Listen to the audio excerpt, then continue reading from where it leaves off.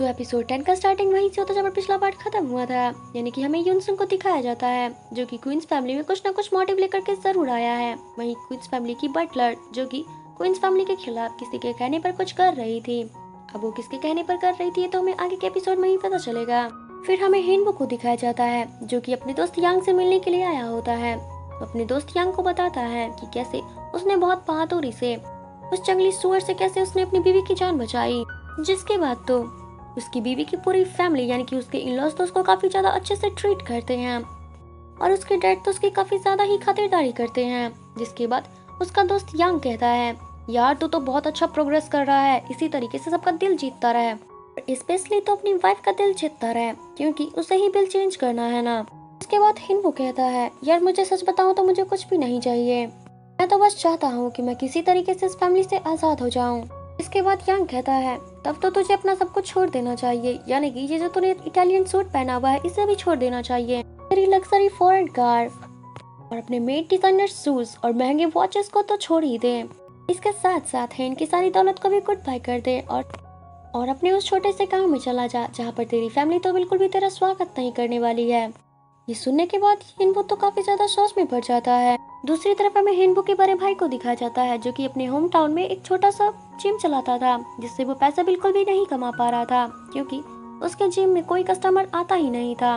इसीलिए उसने छोटे छोटे बच्चों को बॉक्सिंग सिखाना शुरू कर दिया था। जिसके बाद बच्चे भी काफी ज्यादा बोर हो जाते हैं और वो भी बॉक्सिंग क्लब में आना छोड़ देते हैं। और आज तो हद ही हो गई थी, एक आखिरी स्टूडेंट आया था लेकिन आज उसने भी बॉक्सिंग क्लब को छोड़कर एक ताइक्वांडो क्लब ज्वाइन करने के लिए चला गया था। इसीलिए ये तो बहुत ज्यादा परेशान हो जाता है। तभी उसकी बहन मिशन आती है। जिसके बाद तो ये दोनों अपने फ्यूचर के बारे में डिसाइड करने लगते हैं क्योंकि इन दोनों का ही यहाँ पर बिजनेस नहीं चल रहा था। और अगर इस टाइम पे हिनवो ने हिन को डिवोर्स दे दिया जिसके बाद तो सब लोग रोड पर ही आ जाएंगे क्योंकि हिन ने शादी के टाइम इस गाँव की 2 बिल्डिंगों को खरीद लिया था। एक में मिसल रहती थी जो जहाँ पर वो अपना ब्यूटी सैलून चलाती थी और वहीं दूसरी बिल्डिंग में बड़ा भाई रहता था। अगर इस वक्त हेन और हिनवो का डिवोर्स हो गया तो फिर ये दोनों को तो बिल्डिंग छोड़ना ही पड़ेगा। जिसके बाद तो ये दोनों डिसाइड करते हैं कि ये दोनों सियोल जाएंगे और अपने भाई और अपनी भाभी को समझाएंगे कि वो दोनों डिवोर्स ना ले। मिसेल तो अपने भाई को कहती है, मैंने हेन को कई बार कॉल किया मगर वो हमारे कॉल को पिक नहीं कर रही है। इसके बाद ये दोनों तो फैसला कर लेते कि सियोल के लिए आज ही निकल जाएंगे और ये निकल भी जाते हैं। फिर सीन दूसरी तरफ शिफ्ट होता है जहाँ पर यांग और हेन वो बातें कर रहे थे, वो दोनों एक साथ थे। इसके बाद यांग कहता है, पहले तो इस प्लान के खिलाफ था पर अब तुझे लगता है कि समझ में आ गया है। तू एक बात का ख्याल जरूर रखना कि ये बात हेन के सामने ना आ पाए कि तू उसकी केयर नहीं कर रहा है, बस केयर करने का नाटक कर रहा है, वरना वो तो छोड़, स्पेशली उसका डैड तुझे छोड़ेगा नहीं, ये बात तो बिल्कुल अच्छे से जानता है। जिसके बाद हेन वो बोलता है कि तुझे और मुझे ये बात सिर्फ पता है, ना तू किसी को बताएगा ना मैं किसी को बताऊंगा, तो आखिर तू ही बता कि किसी को कैसे पता चल जाएगा। तो बेकार में ही टेंशन ले रहा है, बिल्कुल भी फिक्र मत कर, किसी को कुछ भी पता नहीं चलेगा। अब ये तो हमें नहीं पता कि हिनवो अपने दोस्त के सामने नाटक कर रहा है या फिर हेन के सामने दिखावा कर रहा है, ये चीज तो हमें आगे ही पता चलेगा। इधर हमें हिनवो के भैया और उसकी दीदी को दिखाया जाता है जो कि सियोल पहुंच चुके थे, यानी कि उसी की सिटी में पहुंच चुके थे। बड़ा भाई बोल रहा था कि हमें हिनवो को बताना नहीं चाहिए कि हम उसके शहर में आ चुके हैं। इसके बाद उसकी बहन बोलती है कि अगर हमने हिनवो को बता दिया कि हम हेन से मिलने के लिए जा रहे हैं तो बाद तो हिनवो हेन से मिलने नहीं देगा। इसके बाद तो वो दोनों काफी अच्छे से रेडी हो जाते हैं और हेन के ऑफिस में पहुंच जाते हैं। लेकिन जब लोग ऑफिस पहुंचते हैं तो उनके पास तो अपॉइंटमेंट होता ही नहीं है जिसकी वजह से वो हेन से नहीं मिल पाते हैं, इसीलिए उन्हें अंदर नहीं जाने दिया जाता है। पर मिसेल कहती है कि शायद तुम यहाँ पर नई आई हो जिसकी वजह से तुम्हें पता नहीं है। इसके बाद वो यकीन दिलाने के लिए हेन और हिनवो के वेडिंग पिक्स को दिखाते हैं जिसमें ये दोनों भी वहीं बगल में खड़े थे।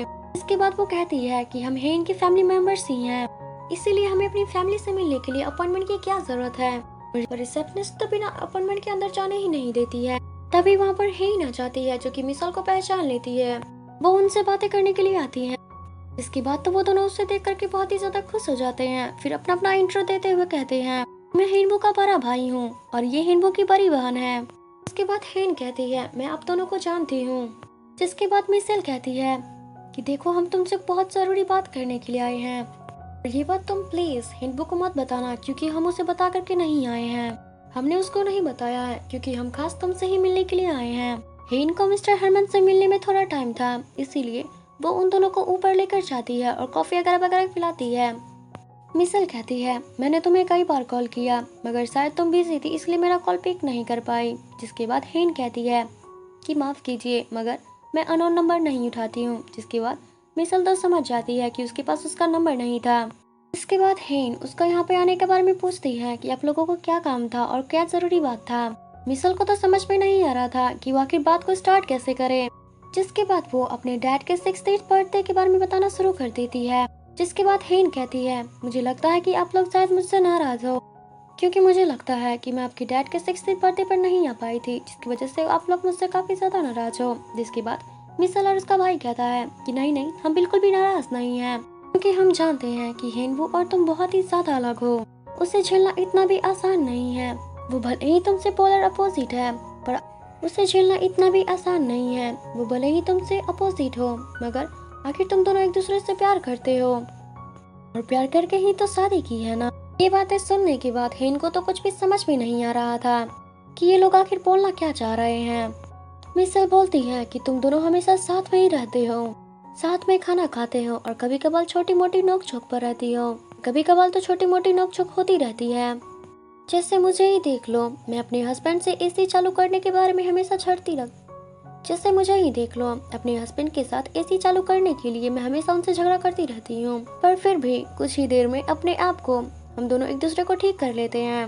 हेन को तो अभी कुछ भी समझ में नहीं आ रहा था। मिसेल जैसे ही डिवोर्स की बात करने जा रही थी कि तभी सेक्रेटरी आ जाती है और हेन को बताती है कि मिस्टर हरमन से मिलने का टाइम हो गया है, अगर अभी नहीं निकलेंगे तो लेट हो जाएंगे। जिसके बाद हेन उन दोनों को सॉरी बोलती है और कहती है, मेरी एक बहुत ही ज़्यादा इंपॉर्टेंट मीटिंग है, आप लोग मेरा वेट कीजिए, मेरा आज बहुत ही इंपॉर्टेंट मीटिंग है इसलिए मुझे जाना ही होगा। जिसके बाद मिसल उसको कहती है, कोई बात नहीं, तुम आराम से जाओ, मुझे जो भी इंपॉर्टेंट बात बताना है मैं तुम्हें मेल कर दूंगी, इसीलिए तुम मेरा नंबर सेव ज़रूर कर लेना। इसके बाद ये दोनों भी हेन के साथ नीचे आ जाते हैं। इसके बाद हेन लिफ्ट में बोलती है कि आप लोग फिक्र मत कीजिए, मैं जल्दी ही आप लोगों से मिलने के लिए आऊँगी। जिसे सुनने के बाद ये दोनों तो बहुत ही ज़्यादा खुश हो जाते हैं। इसके बाद ये दोनों कहते हैं, तुम बिल्कुल भी फिक्र मत करना, हम तुम्हारी बिल्डिंग का अच्छे से ध्यान रखते हैं, उसकी अच्छे से क्लीनिंग और रिपेयरिंग भी करते हैं। मगर हेन को तो याद भी नहीं था कि उसने हेनवू के होम टाउन में कोई बिल्डिंग भी खरीदी थी। उसके बाद उसकी सेक्रेटरी इसको याद दिलाती है। इसके बाद ये सारे लोग अपने अपने रास्ते के लिए निकल जाते हैं। हेन मिस्टर हरमन से मिलने के लिए जाती है तो रास्ते में उसकी सेक्रेटरी से पूछती है कि आपके इन लॉज आपसे मिलने के लिए क्यों आए थे। उसके बाद हेन कहती है, मुझे नहीं पता कि आखिर वो लोग क्यों आए थे, उन लोगों ने स्टार्ट ही किया था डैड के 60th बर्थडे पे और कुछ एसी को लेकर झगड़ने की बात की थी, इसीलिए मुझे समझ तो नहीं आया कि वो लोग कहना क्या चाह रहे हैं। उत्तर के बाद हेन उस वीआईपी रेस्टोरेंट में पहुंच जाती है जहां पर सिर्फ यंसुंग बैठा हुआ था। मिस्टर हरमन के बारे में पूछने पर वो बताता है कि उनकी बेटी को थोड़ी चोट लग गई थी इसलिए उन्हें जाना पड़ा। उसके बाद हेन बोलती है कि वो मीटिंग छोड़कर कैसे जा सकते हैं। इसके बाद यंसुंग बताता है कि वो एक फैमिली मैन है। जिसके बाद हेन कहती है, हाँ मुझे पता है, इसलिए तो उनकी 4 शादियाँ हो रखी हैं। मैं तो यहाँ पर सारी प्लानिंग करके आई थी, फ्लोर का डिजाइन से लेकर के मैं सब कुछ रेडी करके आई थी। इसके बाद यंसुंग कहता है कि एक तरफ से देखा जाए तो ये बिल्कुल सही है क्योंकि उन्हें एक ऐसा स्टोर चाहिए, मुझे पता है, इसलिए इससे तुम्हारा फायदा ही होगा, इससे तुम्हें उनकी पसंद के बारे में भी पता चल जाएगा। इसके बाद हेन यंसुंग से पूछती है कि आखिर मिस्टर हरमन को स्टोर का कैसा डिजाइन चाहिए। दूसरी तरफ हमें हेनबू को दिखाया जाता है जहाँ पर से मिलने के लिए एक आदमी आया होता है और उसको बताता है कि हेन मिस्टर हरमन से मिलने के लिए गई है। उसके साथ यंसुंग है। यंसुंग का नाम सुनते ही हेनबू को तो काफी ज्यादा गुस्सा आ जाता है। दूसरी तरफ हेन को दिखाया जाता है जो कि यंसुंग से डिस्कस कर रही होती है और वो यंसुंग हेन के स्टोर का ब्लूप्रिंट देखता है तो बोलता है कि मिस्टर हरमन को 2 फ्लोर चाहिए और उन्हें भी उनकी पसंद का होना चाहिए। लेकिन हेन का वो नया मल्टी कम्प्लेक्स डिजाइन बन चुका था तो हेन ने मिस्टर हरमन यानी कि हर्षाना ग्रुप के कंपनी के लिए डिजाइन किया था कि मिस्टर हरमन की सोच से बिल्कुल भी अलग था। वो बताता है कि जो भी मिस्टर हरमन के डिजाइन के अकॉर्डिंग सबसे पहले हर्षाना के लिए वैसे डिजाइन बना सकता है वो उसी कंपनी के साथ पार्टनरशिप करेगा। इसके बाद हेन कहती है, मुझे पता है कि आखिर उनको कैसा डिजाइन चाहिए, वो सिर्फ मैं ही जानती हूँ। इसके बाद यंसुंग कहता है, इसीलिए तो मैं तुम्हारी उनसे बात करवा रहा हूँ, ये सिर्फ तुम्हारे फायदे की ही बात होगा। दूसरी तरफ हमें हेनबू को दिखाया जाता है जो कि पूरा सैड बैठा हुआ था, हेन और यंसुंग के बारे में ही सोच रहा था। जिसके बाद उसका एक कलीग आता है उसको बताता है कि आज शाम को आपके बड़े भाई और आपकी बड़ी दीदी आई थी हेन मैम से मिलने के लिए आए थे, जो सुनने के बाद हेन वो तो काफी ज्यादा शॉक हो जाता है। इधर हमें मिशेल को दिखाया जाता है, जो हेन को पूरी बात बताने के लिए मैसेज कर रही थी। वो उस टेक्स्ट में लिख रही थी कि मुझे नहीं पता कि तुम दोनों के बीच में क्या हुआ है। हमें पता है कि गलती हेनवो की ही होगी, पर ऐसे जल्दबाजी में डिवोर्स लेना सही बात नहीं है। इसीलिए क्या तुम प्लीज एक बार और डिवोर्स के बारे में सोच सकती हो। मैं जानती हूँ कि मेरा भाई थोड़ा नादान है, मगर तुम तो समझदार हो। प्लीज इस डिवोर्स के बारे में एक बार और सोचो। अगर तुमसे हिंदू डिवोर्स के बारे में कुछ कहता है तो प्लीज उस बात को सीरियस मत लेना। ये मैसेज लिखकर वो उसको भेज देती है। जैसे ही मैसेज को भेजती है तभी उसको हिंदू का कॉल आ जाता है। उसके बाद हिंदू उससे पूछता है कि आप लोग यहाँ पर क्यों आए थे। उसके बाद मिशेल उसको बताती है कि हम नहीं चाहते कि तुम हेन को डिवोर्स दो। उससे मिलने के लिए गए थे, मगर उसके पास टाइम नहीं था, इसलिए मैंने मैसेज कर दिया है। जिसके बाद हेन मिशेल को बताता है, यानी कि अपनी बहन को बताता है कि आप लोगों ने ये क्या कर दिया। मैंने अभी तक हेन को डिवोर्स के बारे में कुछ भी नहीं कहा है। जो सुनने के बाद ये दोनों तो काफी ज्यादा हैरान होते हैं, मगर अब काफी देर हो चुकी थी। वो मैसेज उस तक पहुंच चुका था, यानी कि हेन के फोन पर चला गया था वो मैसेज। जिसके बाद हेन वो जल्दी से अपनी वाइफ यानी कि हेन को कॉल लगाता है, मगर उस टाइम में हेन वॉशरूम गई हुई थी। इसीलिए यंगसुंग ने हेन की पर्स से उसका फोन निकालकर उसके कॉल को कट कर दिया था, उसके फोन को ही स्विच ऑफ कर दिया था उसके बाद। इसीलिए इधर यंगसुंग हेन से पूछता है कि आखिर तुम्हारा हस्बैंड किस तरीके का इंसान है। जिसके बाद हेन बताती है कि मेरा हस्बैंड बहुत ही ज्यादा अच्छा इंसान है, तुमने तो देखा ही था कि कैसे उसने अपनी जान की परवाह किए बिना ही उस जंगली सुअर से बचाया था। जिसके बाद यंगसुंग उसको बताता है कि मैंने उसको हेसिटेट करते हुए देखा था, वो तुम्हें बचाने आने से पहले बहुत ही हिचकिचा रहा था। इधर हेन को ढूंढते हुए घर पर पहुंच जाता है, क्योंकि उसे लगा था कि शायद हेन मीटिंग से वापस आ चुकी है, लेकिन वो तो घर पर थे ही नहीं, और यहाँ तक कि उसका फोन भी स्विच ऑफ आ रहा था। इसीलिए हेन की उसको फिक्र होने लगी थी, स्पेशली उसके फोन के लिए, क्योंकि उसे डर था कि कहीं उसने मैसेज को पढ़ तो नहीं लिया है। हमें हेन को दिखाया जाता है, जिसके बाद हेन कहती है यही तो तुम दोनों में डिफरेंस है कि जब वो सुअर मुझ पर अटैक करने के लिए आया था तब तुम हिनवो को देख रहे थे, जबकि हिनवो मुझे बचाने के लिए आया था। उसके बाद यंगसुंग कहता है कि क्या तुम्हें सच में लगता है कि तुम्हारा हस्बैंड तुमसे बहुत ज्यादा प्यार करता है। इसके बाद हेन हाँ कहती है और कहती है मुझे नहीं पता तुम्हारी नजर में प्यार का मतलब क्या है, पर मैं तुम्हें बता दूं कि मेरे लिए प्यार का मतलब है हर सुख दुख में साथ रहना, किसी भी हाल में एक दूसरे को छोड़कर नहीं जाना, चाहे हम कितने भी कर्ज में हो वो हमारे साथ रहता है, यही मेरे लिए प्यार है। हिनवो ने उसको 4 साल पहले बताई थी। ये बात कहने के बाद हेन थोड़ा रुक जाती है, फिर कहती है कि हिनवो ये सारी चीजें मेरे लिए कर रहा है। इसके बाद हिनवो बोलता है कि जब लोग किसी बात को लेकर सीरियस नहीं होते हैं तब वो थोड़ा रुक कर बात करते हैं, और तुम्हें देखकर यही लग रहा है कि तुम अपनी बात पर कॉन्फिडेंट नहीं हो। पर सच देखा जाए तो हेन अपनी बात पर कॉन्फिडेंट नहीं थी, जिसकी वजह से वो थोड़ा ड्रिंक करने लगती है। इधर हिनवो को दिखाया जाता है, जो कि घर के बाहर काफी देर से वेट कर रहा था। हेन का तो कॉल ही नहीं लग रहा था, वो कॉल कर ही रहा था। इतने देर में ही यहाँ पर यंगसुंग पहुंच जाता है।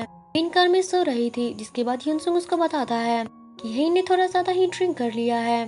इसके बाद हिनवो तो यंगसुंग पर काफी ज्यादा गुस्सा करने लग जाता है, क्योंकि हेन कभी भी ज्यादा ड्रिंक नहीं करती थी।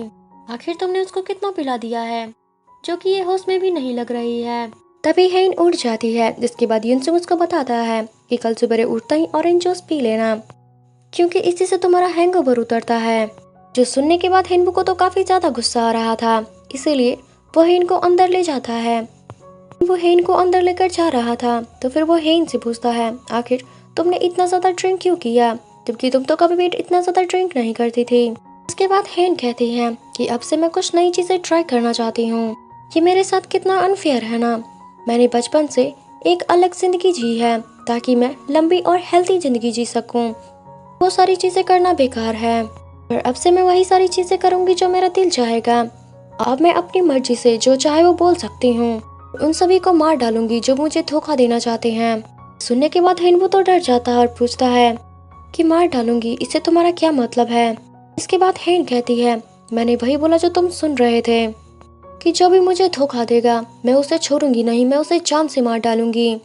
वैसे भी तो मेरे पास सिर्फ 3 महीने हैं, किसी को मार भी दिया तो मुझे कोई फर्क नहीं पड़ेगा, भले ही सजा हो जाए, इससे कोई फर्क नहीं पड़ता। और वैसे भी तुम तो मेरे अटॉर्नी बनने के लिए तैयार ही हो ना, तो फिर मुझे डरने की कोई बात ही नहीं है और मुझे चिंता करने की कोई जरूरत नहीं है। इसके बाद हिनवो से बोलता है कि तुम आखिर इतनी आसानी से कैसे ये सारी चीजें भूल लेती हो।